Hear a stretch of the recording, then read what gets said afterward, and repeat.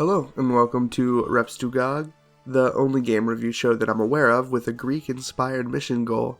Today, in all toxicity, I'm going to be doing a review on TimeSplitters for the PS2.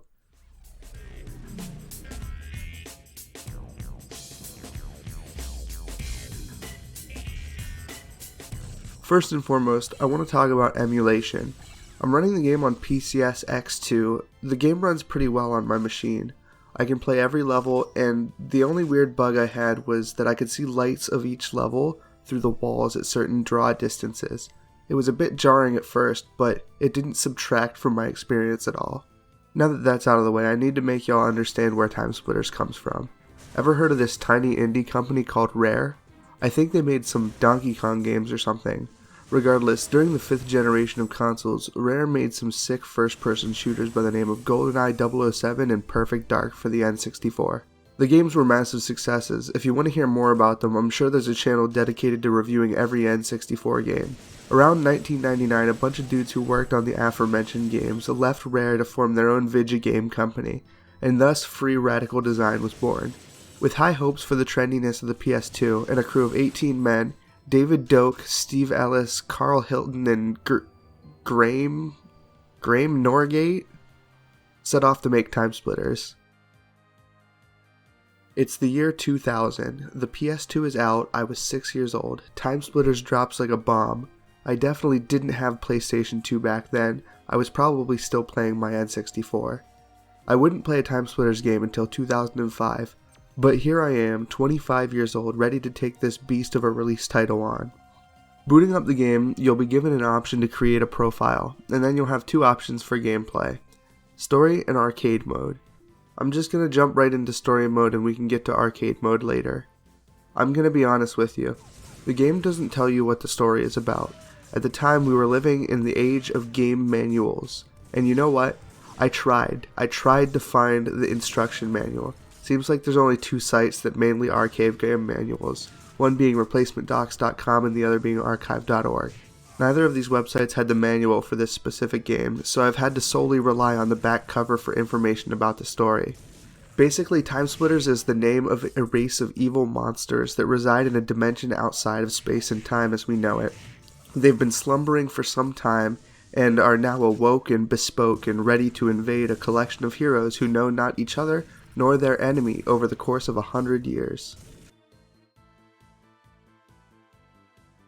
The story mode is structured so that you'll work your way through 9 levels, each taking place in a different place in time. You'll choose between 2 separate heroes each level and be given some sort of mission. This will involve shooting your way through the entire level, retrieving an objective item, and returning to a designated zone for evac.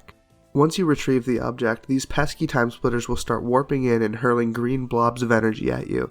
Oftentimes, fighting your ways back through the level is harder than going through for the first time. So you've gotten into the story mode, you've selected your level, selected your character. There are 3 things you'll realize very quickly. Firstly, this game takes forever to load the levels. Not sure if this is an emulation issue, but I can't imagine it being faster on original hardware. Secondly, this game plays a lot like Perfect Dark and GoldenEye. And thirdly, for some reason, this game starts you out with the inverted look mode. The game must have been made with airplane pilots in mind or something. One thing I'd like to mention real quick is the astounding inclusion of an entirely rebindable button setup. I was super pleasantly surprised when I saw this, and even though I didn't end up messing with it too much, I wish something like this was implemented in later console titles.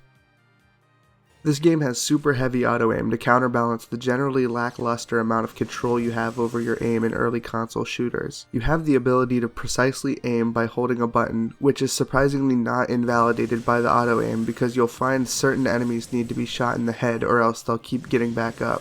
I'd originally tried to play this game on the hard difficulty, but it was actually ridiculously hard and I wanted to get through the game without dedicating more than a few days to it.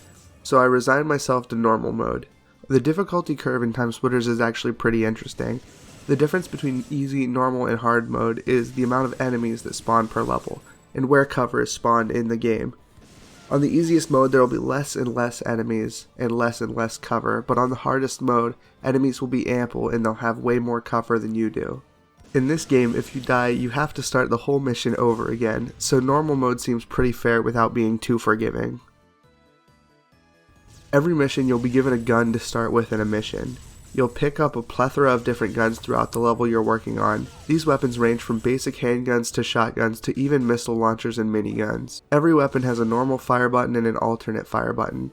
You can see the blunderbuss here shoots a wide spread for its secondary fire, and shoots a tighter spread for its primary fire. It doesn't seem like there's really ever any reason to use more than one of these fire modes. Generally one is better than the other on any given gun. As you work through a level, you'll notice that health and armor pickups are scattered throughout. Because you have to trek through the level at the end, sometimes it may be prudent to leave a health pickup on the ground for the return trip. Taking damage in general is pretty detrimental in this game because it's a finite resource within the level. There's no regeneration or anything like that, which means that you'll end up jiggle peeking enemies and trying to get quick kills to mitigate as much damage as possible. The close quarters nature of a lot of these levels really forces you to check your corners and be super cautious as you head through the level.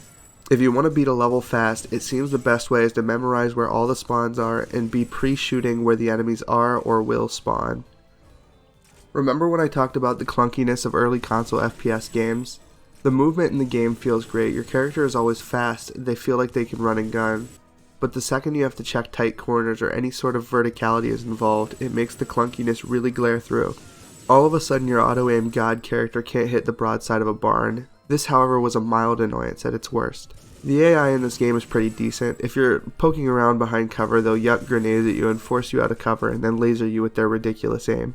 Depending on the weapon they have, they can even one or two shot you, so you'll have to be thinking on your toes at all times. As you complete levels, you'll get rewards like new multiplayer maps for arcade mode, as well as new NPCs to fight and new characters to play as in arcade mode. Once you've trudged through all 9 levels, you'll unlock challenge mode. Challenge mode is a fun assortment of interestingly difficult minigames. Here's one where you have to punch a certain amount of zombies' heads off in a certain amount of time, and here's one where you kill a bunch of chicken men in an allotted amount of time. You get the picture. These are actually the most fun part of the game for me because I'll rarely beat one on the first try and I get to practice and adapt a strategy to complete the challenge. Now, let's go on to arcade mode. Now, arcade mode. I booted up the multiplayer mode and I used Parsec to have my friends over the net do some cool split screen action with me. You can actually have up to 4 players with multitap, but I don't have that many friends. And you'll have to fight a bunch of AI controlled enemies. Together. Or separately. You have a slew of maps to select from, whether it be a claustrophobic futuristic spaceship map,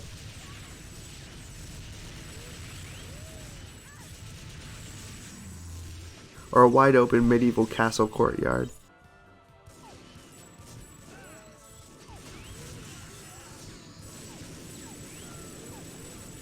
There's plenty of variation in the map design.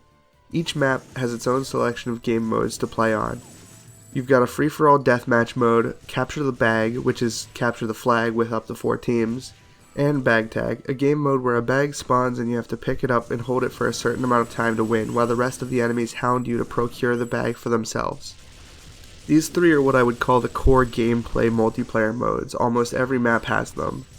There are a few auxiliary game modes like Horde mode or an Escort mode, but these I feel are lacking in depth and weren't too much fun, but your mileage may vary.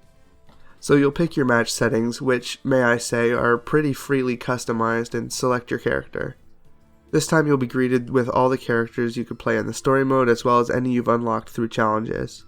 There are so many weird and funky characters to choose from, it has no bearing on how you play, but it's interesting nonetheless. Once you've chosen your character, you'll get into the game. You'll notice almost immediately that the AI is toned down from the story mode, as they should be. They'll play for whatever objective the game mode is based upon, and they can dish out punishment, but they're not nearly as cracked out as the story mode NPCs. The gunplay remains largely the same here. The heavy auto-aim is still there, but it feels less broken as it looks like everyone has more health, or the guns are toned down as well. The aiming system still suffers from issues tracking when verticality is involved, so shooting up and down is still relatively obnoxious, but it's a two-way street, so I think it's fine for multiplayer. The weapon selection in arcade mode is pretty much whatever the map gives you. You'll not see anything different from the story mode. I personally had a lot of fun with the sci-fi auto rifle because it had a grenade launcher as its secondary, which is just as powerful as the rocket launcher, and had less of an explosion radius so you wouldn't just murk yourself in close quarters. The starting pistols feel pitiful in the game mode, but there are so many weapons strewn about the maps that it's pretty much your own fault if you can't find yourself a good weapon. I felt like the core game mode's default settings were a little too drawn out though. I found myself getting fatigued of a game as it went on for too long. I would probably recommend lowering the victory conditions or time limits if you plan on playing this with your friends. And finally, there's the level editor mode. If you've ever played Tony Hawk's Pro Skater, you pretty much know the deal. You can create custom multiplayer maps and are given a certain amount of objects to work with. It looks relatively well done, but I didn't mess with it too much because I'm not going to make a full-blown map just to play for like 5 minutes. Kid me would have loved it, so if you're feeling it, definitely give the map editor a try as well. So does this pass the Sheets 2 for $1 hot dog test? Well, I was seeing the game for about $12 on eBay, so that's 24 Sheets hot dogs. Is TimeSplitters worth more than 24 hot dogs in the year 2019? I think so. If you're into older shooters or just want a challenge that you can sink many hours into, this will be worth the sustenance you're sacrificing to play the game. By the way, if anyone has the game manual for this game, it would be really sick if you could scan it and upload it to archive.org or replacementdocs.com, or even send the scan to me and I'll upload it to an archive site. I think this stuff is really important for posterity's sake. Yeah, thanks for watching.